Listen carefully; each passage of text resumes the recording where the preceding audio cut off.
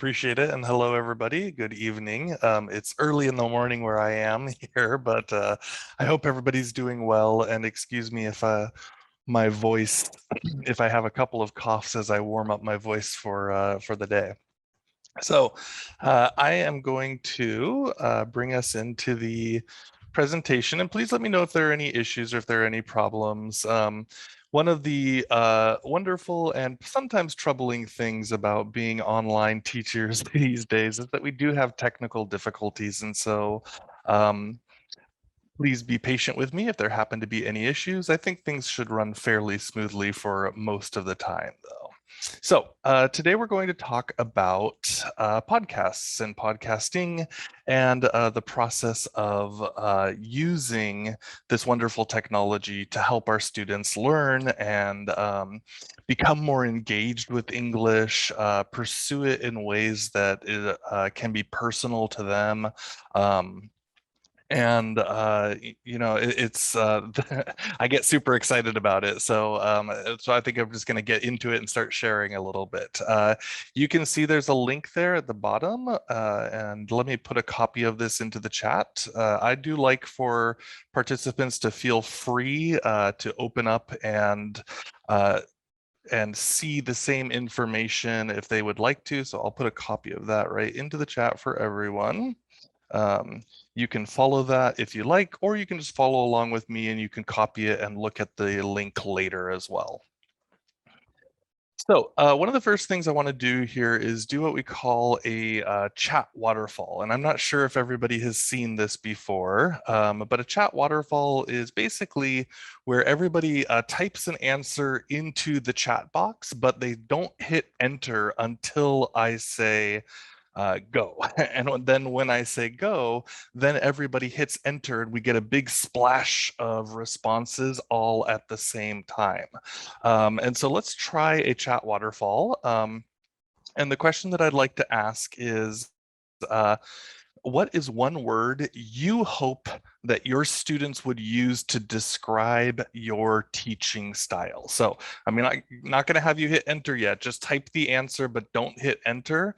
And again, one more time, the question is, what is one word you hope your students would use to describe your teaching style? And if you happen to be a student, you could switch that around and say, what's your favorite teaching style for a teacher that you have? Okay, so let's hold on to that for about 10 more seconds, and then we're going to hit enter together. 5, and I'll put my answer in 2. So hold on. 4, 3, 2, 1. Okay, let's all hit enter. All right, cool. We're seeing lots of good ones. Interactive, innovative, magic. I like that too. A lot of people going interactive, creative, amazing, happiness. Awesome. Very cool. So we're seeing a lot of good teachers who are loving to do new things, loving to do things where students have a chance to operate and work together and do all of those points. So so wonderful. Thank you so much for sharing that. Let's move forward a little bit. We're going to do just a quick pulse check because this helps me just respond a little bit. So I am interested in what level of students you are working with. Are you working with, and you don't have to wait to answer this one. Are you working with primary students? Are you working with middle school students, high school students, higher education? And let's see, higher secondary, undergrad, okay. Undergraduate, thank you, Asho. Lots of undergrads, okay, good. Engineering and architecture, postgrad, okay, good. So we were dealing with probably a little bit of an older group of students, so young adults and those types of things. Wonderful, college women, okay, excellent. So that helps me because that tends to be my area of age too a little bit. Sometimes I work with groups and they're like, we're all elementary, and I go, okay, well, we can do that, but it's not my normal area of conversation. But it seems like we are kindred spirits and we're all kind of working with the same general age group here. So wonderful, good to know. Okay, so the next question is podcasts. We're going to get right into it. So I'm interested to know how many of you are active podcast listeners. So meaning maybe once a week or more, or a little less. It doesn't matter. Are you an active podcast listener? And if you have a favorite podcast, could you also throw that in? Remembering that everybody else can look at this and maybe find something that's useful for them as well. So let's go ahead and throw that in if you do listen to one or two. Okay, wonderful. Completely unaware of podcasts. Freakonomics is an excellent show. I'm going to put in my choice right now. Apply all, which is a lot of fun. Okay, so we've got a few people who are regularly listening to some different types of shows, but maybe a little quieter in terms of being regular with all of these. Okay, so good, good, good. So we're going to talk a little bit about podcasts for listening to podcasts, and then we're also going to talk a little bit about podcasting, which is the process of creating podcasts. And so because this works in two parts, I want to start with a little bit of a case study, and I want you to see some of what my own students have done in the past. So students can produce things with no experience. So I'll give you an example from a couple of years ago, and let me make sure that I turn on my computer sound. Oops, I might not be able to do this. No, they updated my Zoom here, so just one moment. Let me see if I can quickly get this going here. I don't think I can. Okay. I perhaps I'm not going to be able to get us directly to listen to this, but you guys can listen on your own computer. So you'll be able to see that there is a link inside of the slideshow that I gave you a link to earlier. And you can see that I have a collection of podcasts that my students made a couple of summers ago that we went into. And so I'm going to open up one here, and I'll give you all the link directly to it as well, because I'd like us just to listen for about 1 minute to this episode here. If you can follow that link inside of the chat and you click on the play button, you're going to hear a little bit of information from some of my students who created a podcast just about 2 years ago, not last summer, but the summer before. And we'll talk about that in just a minute. So let's follow the link, click play. We're not going to listen to the whole thing. We're just going to listen to about 1 minute, and then we'll come back and I'll give you some information about it.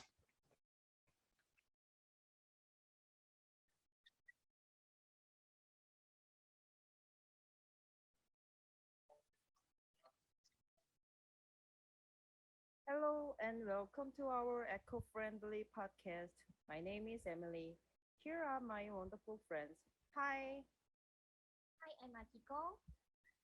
Hi, I'm Jenny. Hi, I'm Helen. And I am Zavi. We are adult ESL students of Irvine Valley College, and this is our first episode. Today, we are going to talk about eco-friendly alternatives to plastic straws.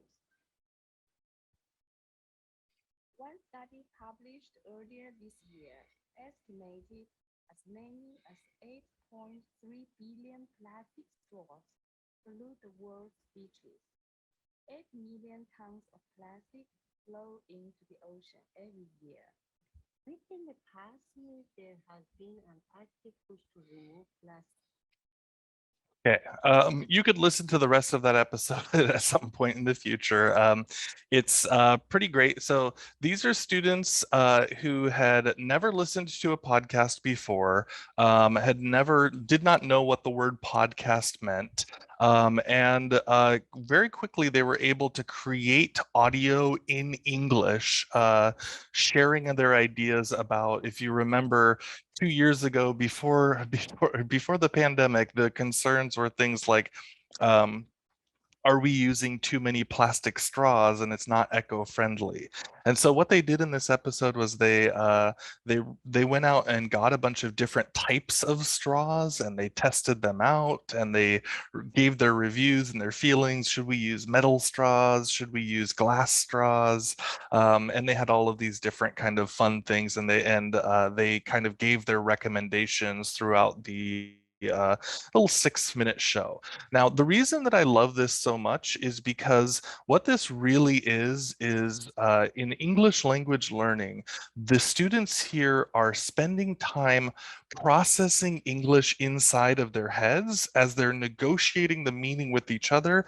And then at the very end, as you can see, this link is public. And so they know they have to make something that's going to be at least of okay quality because anybody out there in the world could listen to it.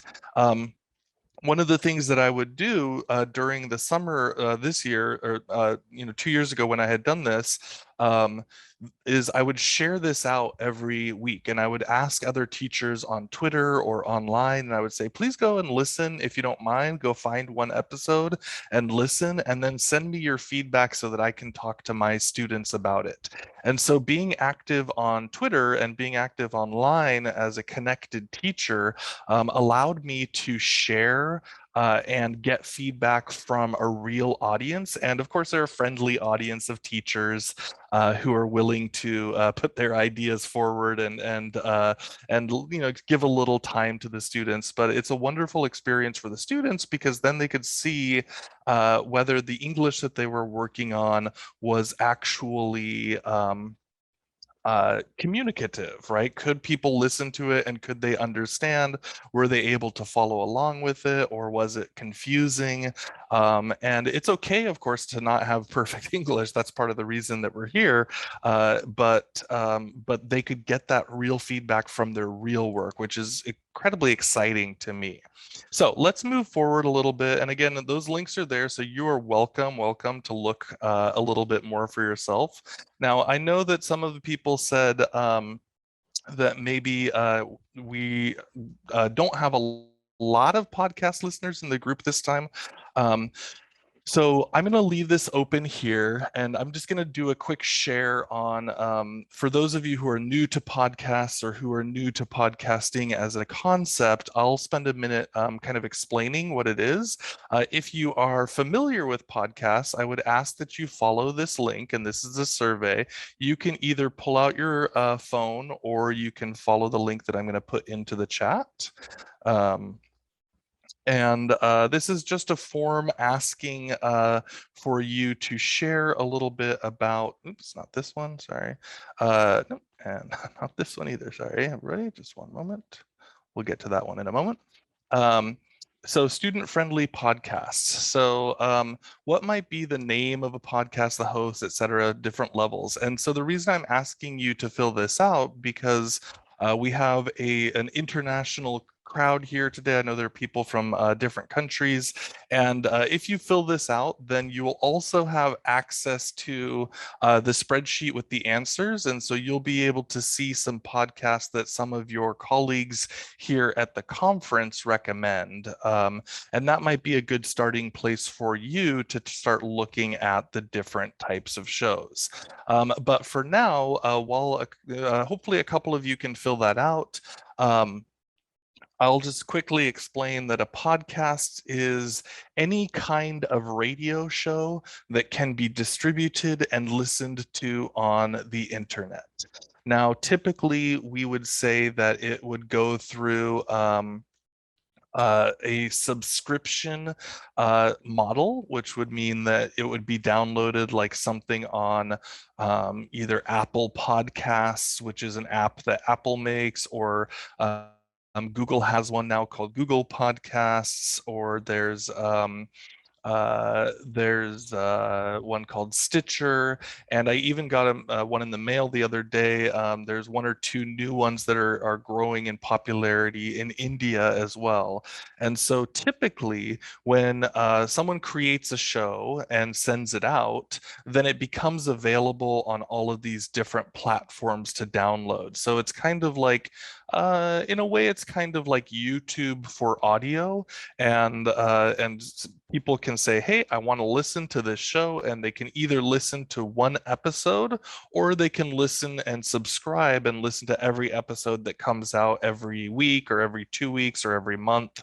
Um, and the wonderful thing about podcasts is that really anybody can make them. And so you're going to get people who are experts in tiny little fields that maybe could never get put on television or put on the major radio, but they're going to find an audience because they're a specialist in that area. One of my podcasts is about ed tech in ESL, as you saw in the kind introduction video. And of course, there's no way I would get on the regular radio for that.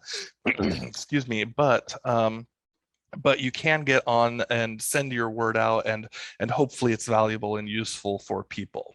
So if you have a chance, please feel free to follow this link, and then we might get some suggestions. I will add some more of my own in here that this will fill up with some possible suggestions that your students might choose to listen to, or that you might just suggest for yourself.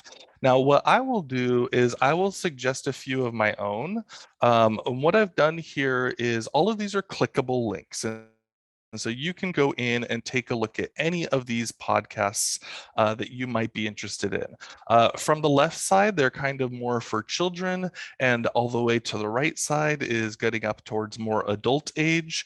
Although I would make the argument that if we're studying English, if we're studying how to understand any of these things, then any ages are probably okay, because it's just a matter of practicing the language. And so here, let's take a quick look at this one here, The Unexplainable Disappearance of Mars Patel. So you can go click on here, and as you can see, you can download it in different podcast players. You can play it directly inside of here, and you can listen to these full episodes throughout all of your choices. And so whatever you're interested in, there are also other shows that you might listen to. But I like this one because it's kind of a mystery story that continues throughout several episodes. And then what you'll see up here, which is very cool, and a lot of podcasts are starting to do this, is they have an educators section. And so you can get some listening resources on here. Things that would help students listen along. You can see that there's like questions in here that students can fill out answers to, etc. Some examples, free samples here. So if you're to download this, you could go get a free sample of the education material. And of course, unfortunately, there are charges for some of these things. The listening to the podcast is free. This particular one sells a full package for 15 American dollars. I tend to prefer making my own materials for my students, but if you are in a rush or if you want to see kind of what other people are putting together for their ideas, you're certainly welcome to look at that as well. Okay, so there's a number of different options for people to listen to. Again, more adult content over here towards the right, and more children's content over there towards the left. So here is, once you start getting students listening to podcasts, one of the things that we want them to do, especially for their listening skills, is to start tracking their information. So what are you listening to? How is it? What's going on with it? And so the problem with this is that many students are not very motivated to do a listening log, for example. We know that listening logs can be a good way to track information, but it's not necessarily very engaging for the students. And so a way that I kind of shifted around this is that I made a listening log that is based on the popular American television television show called Shark Tank. And so I called this instead Pod Tank. Now, I don't know if Shark Tank is very popular in your parts of the world right now, but I did go and look it up, and I saw that in India there is a show coming. There's a Shark Tank coming to India, an Indian version. So you might be interested in looking that, and it might be a really good time if that show catches up and becomes popular. Then you could follow a format like this. Otherwise, you could follow it in different ways. So again, the idea is that we want to get the feedback from students that they're listening to shows, but the way that we want to do it is perhaps in a way that's more engaging, captivating, maybe a little bit more interactive for the students. So the idea here is you are a wealthy investor and you believe in the power of podcasting. As you listen to different podcasts, you need to make decisions about whether you would fund it and how much you would fund it for. So then you can tell your students, hey, you have, $10,000 to invest. And over the course of the semester, you're going to invest up to $10,000. Or you could say $1 million, whatever number that you want to start with. You could either do it per episode, or you could do it over the course of your semester or your term, so that students could have to balance out their money and kind of save it because they don't know how much they're going to want to invest in something in the future. So here, then they just put in their information. Who are they? What did they listen to? A link to it. When did they listen to it? And then this is the part where it kind of becomes fun for them, which is, would you invest in this podcast? Yes or no? So they listen to something, and this gives them the freedom to understand that they don't have to like every single thing that they listen to. So I really think that's a major point, which is to say, hey, if you don't like this, pass on it next time, go find something different the next time. And I really encourage my students to go exploring and finding things that are really interesting to them. I very rarely give them direct ESL or English language learning podcasts that are teaching them things like grammar forms or whatever it is, because what I am hoping that they'll listen to is more authentic materials, and then that they can pull the language out of it instead of something that's saying, hey, here's how to make sure that you're speaking in the present progressive tense properly or something like that. So you can play around with the way that you would like to structure your class, but you could say something like, perhaps, $1,000 might support a single episode, and $50,000 supports a whole year of the show. And how much money would you like to give to this show? Of course, they're not giving real money. So then, reasoning. This is important to me. I want to see what their reasons for it are. So if you're not going to invest, share why. If you will invest, share the reason for the amount that you're willing to invest. So this is instead of me just saying, did you like the show? Did you not like the show? And they go, right. Now they're putting money, or, at least mental money into it. And they're going, well, okay, I want to put in this much because I really like the way that the hosts interacted with each other, and I think they're going to be popular. Or no, I would not invest because this is not an interesting topic, and I don't think people are going to listen to it, or whatever it is that they want to say. And then finally, the last one here, which I also I thought was a fun choice, which is, regardless of your choice, it's possible that someone else might like this show or invest in it. Who would you recommend to it, and why?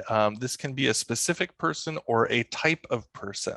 So for me, I can give this to my students, and as they get to know each other better, then I start saying, recommend it to a classmate. Which classmate do you think would maybe like this? If it's the beginning of the semester and they don't know their classmates yet, they might say something like, I think this show would be good for a logical engineer type person. Or, I think this show might be good for an artist or something like that. And so they can start with the broader ideas.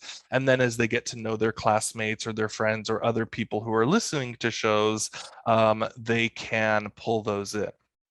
Now, one last thing that I want to share about podcasts is it is wonderful if you can find a show that has transcripts written into the show notes, but not every show has that. So I do try to keep sometimes to encourage my students, when they're searching for shows to go onto the real website and see if they can find the transcripts, because that will help them be able to listen to and read at the same time. So maybe, for example, the person has an American accent like mine, and they go, I'm not quite used to listening to that accent, and they can read along together with it. And so that way they can feel a little bit more confident in their understanding. Unfortunately, there are no standards for podcasts that people have to create any kind of transcript. And so there is a little bit of searching and hunting for those things as we kind of move forward. All right, so with that, you can have your students sharing and understanding. And then what we're going to do is we're going to do a look at the actual organization of the shows. Now, again, I like to do this because it starts to help students understand the logic of English language organization, right? One of the classes that I teach is academic English for multilingual writers. And I always tell my students that when you start to understand the writing of a language and the way that, in my case, the way that Americans organize their writing, then you can start to get a better sense of how they are organizing their thinking inside of their heads. And so I apply the same thing to the organization of a show, of a podcast. And I say, well, you've got all these different elements. And I might ask the students something like, what are the different elements of the show? What are you hearing? And perhaps if you were able to listen to my students' podcast a moment ago, you were able to hear some things like a little bit of music, right? Maybe some sound effects. They introduce their names, right? They say, hello, I'm Emily, I'm Zara, I'm Kate, or whatever it is, right? And then they said the topic of the show and these types of things. And so once they start recognizing, okay, there's this element and there's that element, and they put them all together over here on the left side, then I say, okay, well, how is this actually organized inside of the show? And so then they might start looking at it and they go, oh, okay, well, there's introduction music, and then they do the host names and the topics for the show, and maybe they do, and this is not necessarily for that show. This is just possibilities, guest introductions, and then maybe they have segments with interviews, features, discussions, etc. And then the outro, the end of the show where they wrap things up, and maybe to contact or information about the next episode, and maybe even more music. And so again, all of this is important because understanding that structure of logic helps us to understand the ways that people think, and helps us to communicate better with them. Even if we don't have the perfect grammar every time, we're starting to understand how the language gets put together on a bigger level, right? We'll get into some of the small details in a minute, but on the bigger concept level, we can start to see some of those things. And that can be really eye-opening to a lot of students. Okay, so then you've got all of that information together. And so then I start asking my students, well, what is involved in actually making this? We understand the ideas of like, here's the structure, here's the first thing that's going to go, here's the second thing that's going to go. But then I start going, well, what do you think, how many people do you think it takes to make this show, right? How many people are involved? Are there any hints on there? What would it take for you to make a similar show, right? And they start going, oh, well, okay, I think it's only one person, right? Or they go, no, no, no, no, no. I heard at the end of the show, there's a producer and there's an editor and there's a different, there's these different things. And there was two hosts, and there was all the people they interviewed. So there must have been at least 8 or 9 people involved in making this, right? And then they start thinking, well, oh, it sounds simple, right? It's just audio and just talking. But then I realized, oh, how did they get the music into the middle of it? How did they record it? All of these types of things. And so they start to realize the amount of production and work that goes into it, and what they might actually need to do it.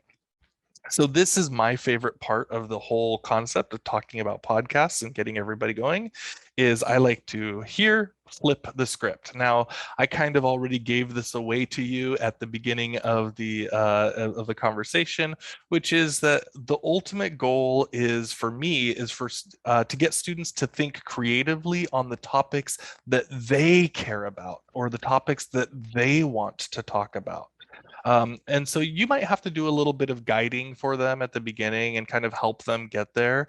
But once they start to realize that they can do any topics that they like, then the English becomes a vehicle for their growth in the areas that they are interested in, rather than a cage trapping them as something they have to get done so that they can get their job or whatever it is. And so this to me is a tricky part, because as a teacher we have to let go and say, well, I'm not going to control all of this.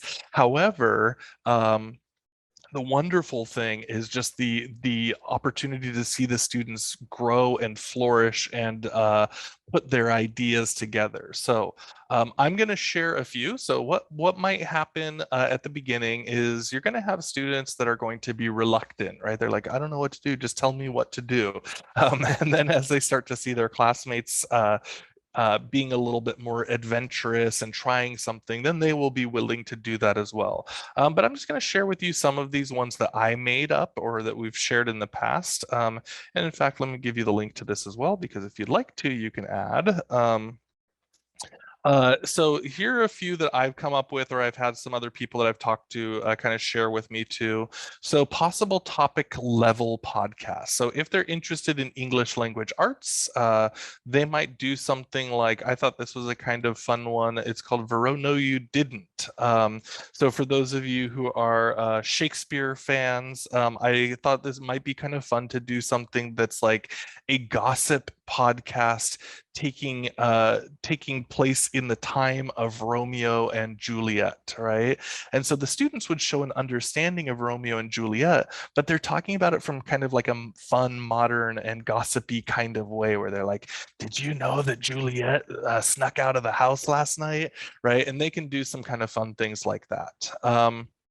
You could do things like dystopian novels, right? So if they like those kind of science fiction ones, maybe they would talk about characters that might live in that area where the dystopian novel takes place. Moving on to math. I am not a math teacher, and so I know a number of you work with engineers, and I used to work with some engineers. But the math people, you could do a show where maybe the hosts explain the math that goes into everyday products, right? So I said wall screws, video games, everywhere we look. We can't look anywhere and not see math, right? Even this picture frame in my background, those are, just right angles, but like there's size and there's measurements and there's all sorts of things that go into every single thing. And so maybe people could just find something that they like and talk about the math behind it.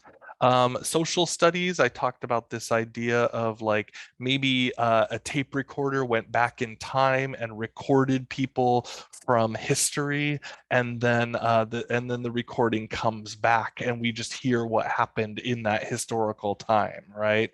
Top 10 lists, history from the perspective of the losers. Here we've got science, different science options. So what would it look like to crossbreed other animals? PE, interviews from the top. So again, the reason I'm not talking about English language learning is because all of this is done in English, right? And so they can just get right into it. And they say, I'm a sports person. I want to talk about sports. And you go, cool, talk about sports. Share with me what you're doing. And then the English doesn't become a burden to them. It becomes an opportunity for them to use English to really follow through with what they love. So you can go back and look at that more for yourselves, or add more if you like for yourselves later. And then what I work on is getting them into groups and how are they going to work together. They're understanding the different roles. Now, of course, typically I want my students all to have a basically equal voice. And so I'm not going to put too many students into any one group. I want them to be in a group of, 2, 3, maybe 4 people. Once they get beyond 4 people, people, then there's definitely people whose voices start disappearing. And so I think 3 tends to be a nice number, depending on how you want to break them up.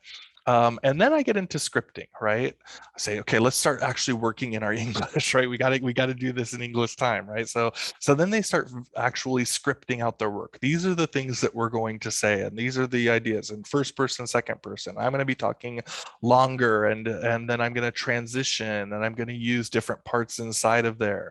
And so as they're writing their script, this is where I get them focusing in on those discrete skills, whether it's talking about like I said, hey, we're working on this verb tense, or, here are 20 vocabulary words that we've learned in the last week. I want you to make sure that those are added in here somehow so that it sounds natural. Or, it could be, transitional phrases, moving forward, let's talk about this. Or it could be, in Eric Roth's wonderful presentation, hedging language, right? Perhaps we might consider something like that, right? So you have a lot of different excellent choices for ways that you're really going. And now is our language moment, right? Now is our chance to get into that individual skill that we really want to help our students pull out and develop and really practice for use. So the way that I have them do that then is once they have their script, they start practicing speaking before recording. Now, I will warn you, as you may know, when students first have to present, if they have that script on that piece of paper, they're going to be reading like this and talking like a robot.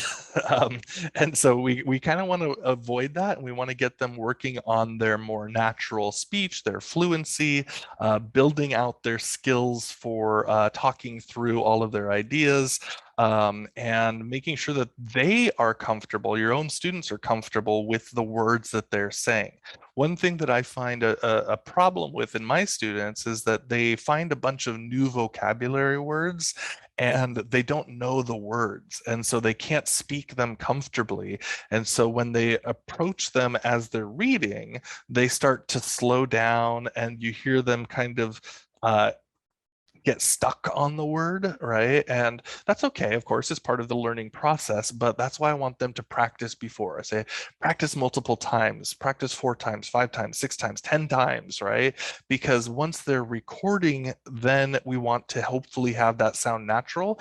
We're in the point where it's in their brains already, so they're not wondering what the words they're saying are. They're working more on their communication skills and speaking clearly.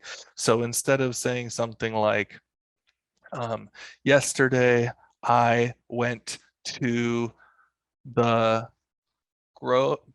grocery store, then they might say something like, yesterday I went to the grocery store, right? And then it sounds more natural. It's part of that language skills that we're trying to build for them. So after all of this time, they've been building up, they're ready to go, they've been speaking, they've been practicing. Now it's time for them to start recording. Now, there are lots of different apps. You don't need to have a fancy setup for recording a podcast. You can simply have a simple microphone. The very simplest version is just a cheap microphone and a tape, right? Like a tape, old-fashioned tape. It doesn't have to be distributed. But there are lots of these services out there now, and it's free to get these things on the internet. So as long as your students have access to the internet, they can pretty much do any of these. The most common one, and you can see the squiggly line here, is called Anchor. It's at anchor.fm, and I'll put that in here for you as well, which allows anybody to make a free podcast anywhere. And it does a lot of work with allowing you to edit and do add in music and sound effects and all sorts of fun things. And so that example that you heard from my student, as you can see, that was also made in Anchor. And so this is where I prefer to get my students started. They can also jump in a room together and record all of their voices as one. Unfortunately, we don't have a long time today to get into how all of Anchor works, but it's certainly worth exploring. And I'm sure there's a few YouTube videos out there as well that can help you get started. If you choose not to have everything published, some of your students might say, I don't want my voice out there. I don't want to record. I don't want whatever. There are some other services that are great. They could simply record inside of Zoom right here in our Zoom room, right? Where they could record and get going, and they could they have the option even now in breakout rooms, they can record from their breakout rooms and pull the audio out. There's also another one called 123apps.com, I believe. And this one lets you do all sorts of little tools, editing video, changing volume, so you can record your voice directly inside of here. All sorts of wonderful, cool little tools that can help your students get their work done. And there are more tools, of course, anything that's out there that can help them get their work recorded. Now, as I said, one of the things that I think is important is the public distribution. So if you're using something like Anchor, it spreads out to the whole world, right? Everybody can see that and everybody can have access to it. And so I really appreciate that because, again, when the students start to see, oh, my English is going to get out there, then they're not as worried about the one teacher. They're going, I like you, teacher, but like whatever, you're my teacher. But once they go, oh, somebody else could listen to this, then they go, oh, okay, that's the motivation for them to make sure that they're putting in that little extra effort of quality, a little extra, ideas and whatever it is. So there are lots of different options in there, but I think that public work out there is really important. And then here you can recycle the content. Okay, so you start collecting those student podcasts. Now you start to think, well, hold on a second. I've got these podcasts. Maybe I can make my new students listen to my old students' podcasts, and I can actually use the real content as, support for whatever it is that we're teaching. And so instead of these, going out and finding things that are put on by strangers or whatever it is, we can go, hey, your own classmates, the people who are in the same class as you are right now, did this last year, 2 years ago, and here's what they were presenting and here's what they were creating. And then the students can see that their superiors or the people that whose footsteps they're walking in right now were creating the same types of things that they're now having the opportunity to do. And so that can be a motivator in and of itself, which is to say that they can feel that they have the opportunity and that they can create in the same way that other people have. And maybe it's someone who they go, wow, that person's English is really good. I know them. That's my girlfriend's older sister, or whatever it is. They can really start to build on top of that and use the same information that's already been part of everything. And so I would also challenge you to think of different ways that you can share that you can get your students motivated, and that you can get everything put together in a way that really lets the students not worry so much about the individual fine points of every detail in English, but get that bigger picture. And then they can focus in, because once they have the joy for it, and once they have the understanding of what they're doing, then they're going to want to clean up those fine details. And so I really love this as a format for working with my students. I do want to say thank you so much for your time. I will be looking at your questions and sharing some responses for you. So just for anybody who might be interested in reaching out or following up with more, if we don't get to every question or if we don't get to every part today, you can find me online at Brent G. Warner. I do have my podcast here on the left-hand side. You saw this one is called the Diesel Podcast, Digital Integration in English as a Second or Other Language, as we mentioned. It is the only podcast that I'm aware of still that's focusing specifically on English language learning and educational technology. And so I encourage any of you to create your own podcast and get me out of the only group there. But we have a lot of fun on that show. And then if you're interested, I also do another show called the Higher Ed Tech Podcast, which is about education technology in higher education, which we focus that in on our school, but we hope that it's available and useful for people on a broader level as well. So thank you so much for your time. I'm going to start looking at questions and also maybe get a little help from Dr. Sachin if you want to help me out a little bit with this as well. So Mita, I see your question here in the chat. Can we start a podcast of simple jokes in English? Yes, I love it.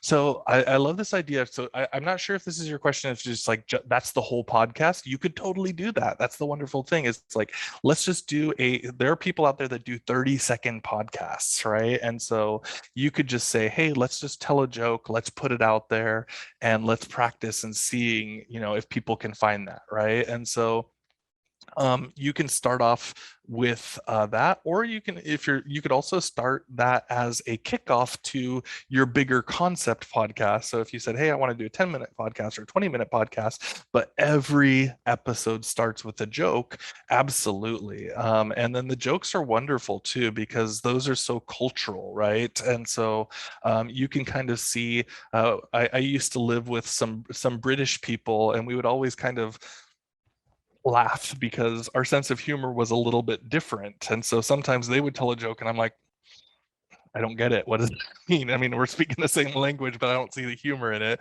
And then sometimes they would tell a joke and it's just like not the way that I think about things, but then it struck me as so funny. And so so you can learn so much culture through humor. I love that as a concept or as a way to maybe get started with your students. Anne, do you ever have students who, let me make sure I'm answering that correctly. Sorry, am I answering that correctly? Okay. Do I ever have students who have a stutter, and what would I do then? I'm trying to think. I can't think of a specific, like I haven't had a student that has a major stutter. I've had students that have hesitation for those things. And so sometimes I think what I would do in that case is I would still encourage them to do the recording because stutter or no stutter, you're still learning to speak a language, right? I am not a speech therapist, so I'm going to be careful about responding to that in the right way. But I could say if they're worried about it or if they're anxious about putting that out publicly, then that might be one of the cases where I would say it's okay. You don't have to put that recording out publicly. Just make it private, only for me to listen to, because that would be the biggest issue I would think, is that someone has some self-consciousness issues about their stutter and they don't want that to be shared publicly. But as long as it's just for me, and I say that's okay because we're working on our English, right? Even native English speakers have studied